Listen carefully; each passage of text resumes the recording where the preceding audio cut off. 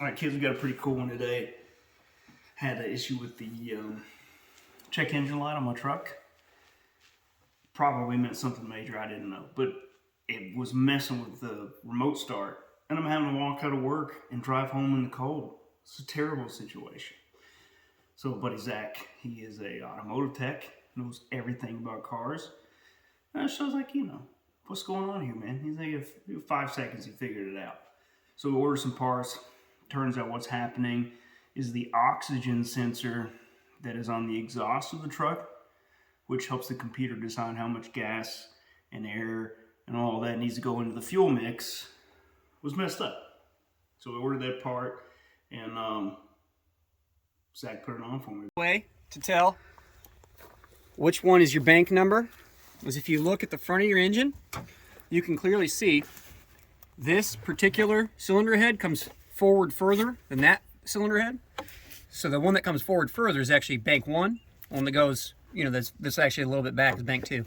So I usually go to Community Trust Bank. Like what? Completely different. Different kind of bank is what we're talking about.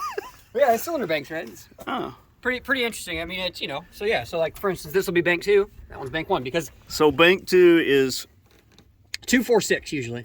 It's further back. Further back. Okay. Right. So it is slightly...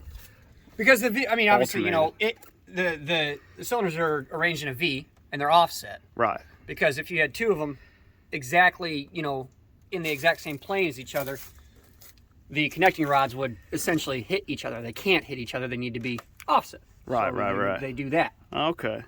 Yeah, so, that makes sense. Forward further is bank number 1. Forward, or you know what I mean? Right. Backwards a little bit more is bank number 2. So which one did I say? I think it was... So bank 1's on the left? Bank 1's on the left. Well, on the... Oh, now, see, now, don't mess me up now. Okay, yeah, so bank 1 is on the right. So you think of it as you're sitting in the vehicle. Okay, right. So your passenger side is your right side, your driver's side, your left side of the vehicle. Bank 2. Sensor number 2. Where the hell's it at? Oh shit, you got a leak, brother. What am I leaking? Oh. So it's real common on these. They have an oil cooler. It's underneath your intake manifold. It's where your oil filter goes and all kinds of stuff. It's very, very, very common for that particular part to leak. So that part is leaking on this, and it's thus all this crap is coming down. You got an oil leak. That's good. Yeah, it's not too big of a deal. I've done them before. They're not too hard. Shit, the bed, Fred.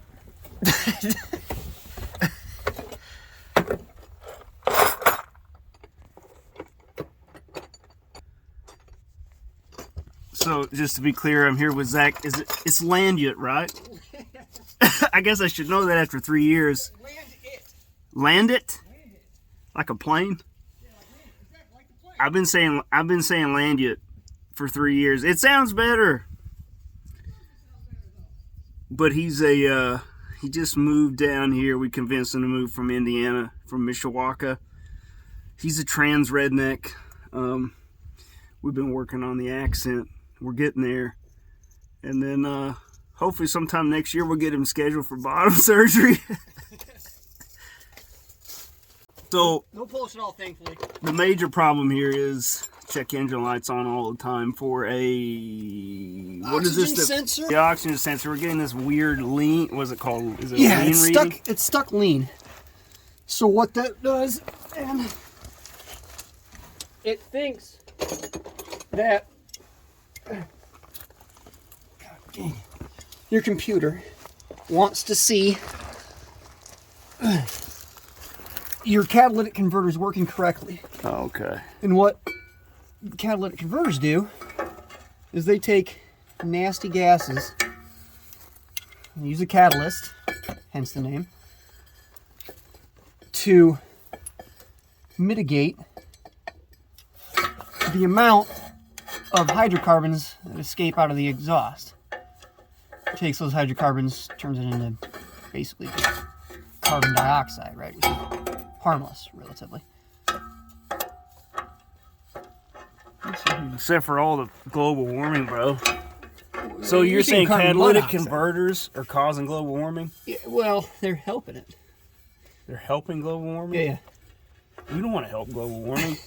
So you're telling me They're keeping global warming at bay. we're helping global warming and meth heads with catalytic converters. We got to do away with them. It wouldn't be nice. So this sensor is. hydrocarbons in the air, which is even further So this is. detrimental to the environment. Is this the converter right here?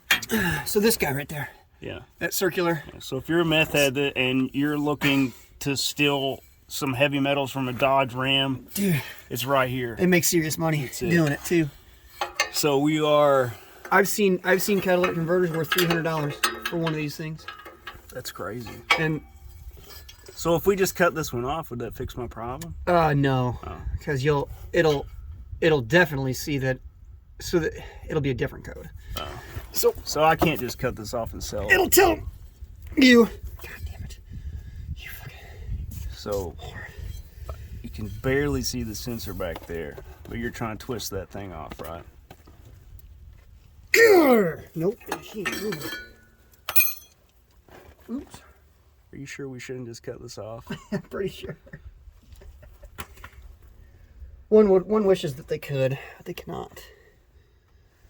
All right, this is gonna suck ass. We Point of no return now, motherfuckers. So you're just gonna cut the wires? Cut the wires. And I'm gonna put a socket over it, and I've got a breaker bar. That should do the trick, hopefully. Nice.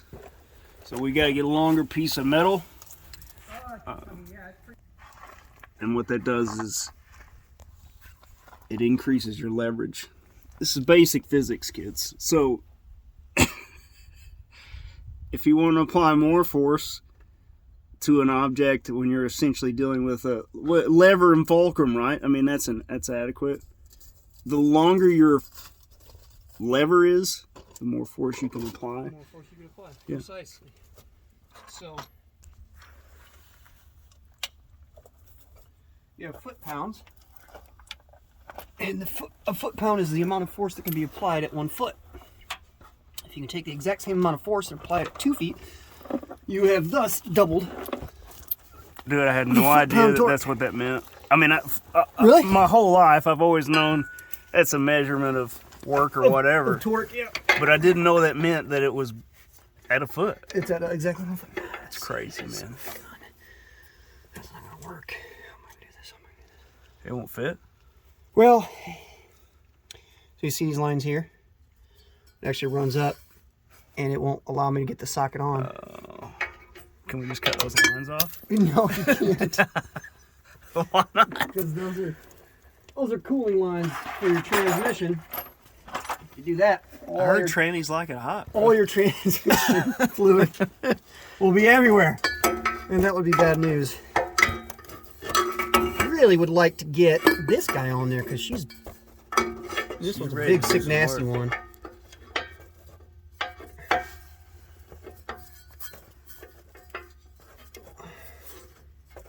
So right now, he's just trying to twist this sensor off so we can put the new one on. Yeah, once you get to that point, it's easy work. Get on there. Get on, girl. There you go. Listen here, you don't work.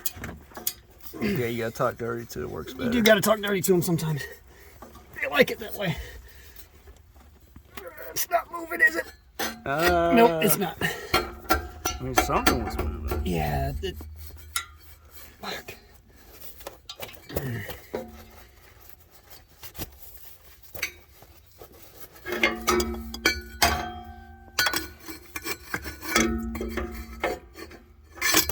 Ain't gonna happen. You ever seen this trick? Oh, dang it. What? If I can do it. Yes, I can. So this.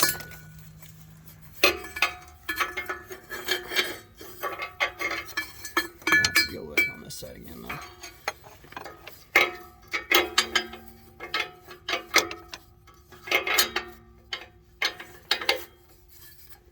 baby. Ooh, that's hot. Don't touch it.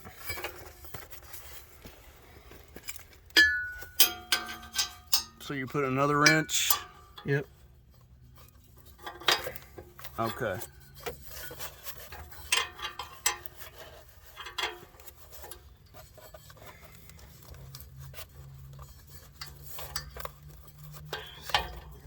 Something in my damn way.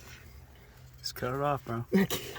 You really are just not open to this idea of cutting stuff off. I mean, I am open to the idea of cutting shit off. But in this case, if I do that, the vehicle will become incapacitated.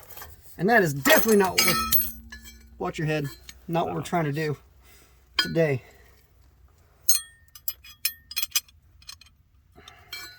I don't know if I'm gonna be able to get it on there like that.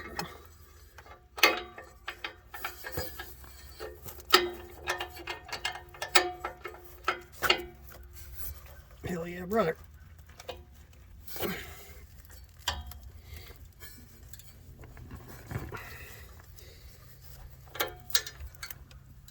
There it went.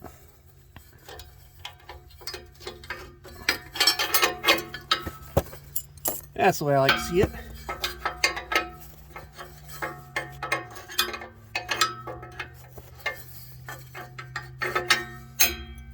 So we got it loose, right? Yeah, it cracked. It cracked loose, so we should be good. So this is the point where I probably would have tried, 8 or 10 different stupid ideas and started just losing my mind and breaking stuff. See, this is a little bit of patience goes a long way. Well, you're talking to the wrong person. Oh yeah. See now, nice thing about oxygen sensors, usually once they crack, they're pretty easy. And you can actually do them by hand. Nice. If you can do them by hand, you're good. See, what does happen sometimes is that thread will actually gall up and it will pull the remaining thread out of the exhaust system itself. That's always good. Which is no, it's not. It's a bad situation. So if it does that, then you're in big trouble. At that point, what you have to do is cut it off, rethread it. There's a couple options. They do sell a tool. They call it Thread Chaser. And what it is basically it rethreads or cleans the threads that are in there. Right? Okay. So I mean, it'll like, yeah. I mean, essentially, it's a assuming tap. you have any thread left at all in there. No, you can definitely tap stuff out as well. You can pretty easily purchase what's called a bung and re-weld one in. Yeah. With that, obviously, re-welding one in, you'd have to pull this catalytic converter off the vehicle and do it on a bench. So, but that's actually not as hard as you might think. I mean, realistically, you're looking at. I mean, it's a couple hours of work. It still would be pretty costly at any normal garage. I mean, you're still going to be looking at a couple few $100 at least. But there are usually ways to, like I said, to do it without having to do that, without having to do a full, I'm going to pull this off and have to re-weld in or replace the whole entire converter itself, the whole part itself. That gets particularly pricey. Unless you know the right method to buy a new one off of. That's the thing. If you do know a guy, makes life a lot easier. So I can see that plug right there. Is that what you're looking for? Yeah, good luck getting to it. I mean, basically where I'm laying right now would be the perfect vantage point for you to get that. But, well, you know what, Zach? You let me lay here. That's fine. Now you're boned. Old one's out. So pop a new one in. That's all it takes. That's all it takes. And I got a scanner. We'll clear the codes and we're done. You want to hear that click and you're done. Nice. All right, so we got the sensor in there, and now we got to clear this code, right? Right, yeah, you clear the code, and I'm going to check data as well. I want to check and make sure that, in fact, I see fluctuation. And I'll show you that real quick, too. It's actually pretty interesting to watch. Perfect. Okay, So we don't have any fault codes now. So what I like to do, volts 1, 2, 2, 1, 2, 1, 2, 1. Okay, so see that 2202 sensor volts right there? We're gonna look at that particular, that's what we call a data PID. Don't ask me what PID stands for. So you can see it fluctuating up and down. It means it's not stuck. So it was stuck before, right? It was it was stuck at, let's call it whatever, 4. It just didn't move. It didn't move. It means it's not doing anything. Correct. Yeah, it's drawing the same number of amount of electricity at a consistent rate. You should see variations. It's actually producing electricity. Oh, it's producing it. Yeah, right. So it takes oxygen. It heats itself up with a heater circuit. Once it gets to X amount of degrees, call it 1200 degrees or something along those lines, it actually takes that oxygen and produces electricity with it. And that voltage is what the computer sees, and that computer expects that voltage to fluctuate. Oh, that's genius. As there's differing amounts of fuel in the exhaust, the amount of oxygen, or I'm sorry, the amount of electricity that is produced changes. And as that changes, like I said, that voltage will fluctuate. As the voltage fluctuates, the computer reads that and says, okay, this is what I expect. I'm putting X amount of fuel into the engine, and with my fuel injectors, I know that I should see, we'll do 0 to 1, right? I know it should stay at 0.4 to 0.7. I know it needs to be in between there. If I see something way out, I put too much gas in, I gotta back it up. If I see something way under, I didn't have enough gas, I gotta put some more gas in. So it's just, and the computer will constantly chase that up and down, up and down, up and down, and you can watch them. They will go up and down constantly. It's pretty interesting to see. That's awesome, actually. Hell yeah. I had no idea that's how that works. That's how it works. Yeah, the computer's constantly chasing what they call stoichiometric. It's perfect. It wants it to be perfect all the time. Obviously, in a perfect world, that would be possible, but it's definitely not possible, unfortunately. Well, that's 18 minutes and 14 seconds, that's exactly how many hours it would have taken me to do all of this.